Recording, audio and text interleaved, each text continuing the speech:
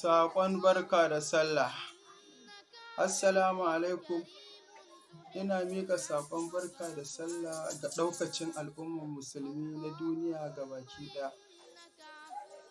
Da fatan mun yi sallar idi karɓaɓɓiya. Sannan kuma ina addu'ar Allah ya saka wa mahaifanmu da alkhairi, ya ba mu ikon yi musu biyayya kamar yadda ya kamata sau da ƙafa. Sannan kuma wannan makaranta ta Khulafa'ur Rashidina Islamiyya Fagge ta ce a ƙara tunatar da ku game da ɓangaren tsarukan karatukanta na musamman, ta ƙara faɗaɗa su tun daga ɓangaren yamma har zuwa dare. Ga duk wanda yake son zai shigo, ƙofa a buɗe take.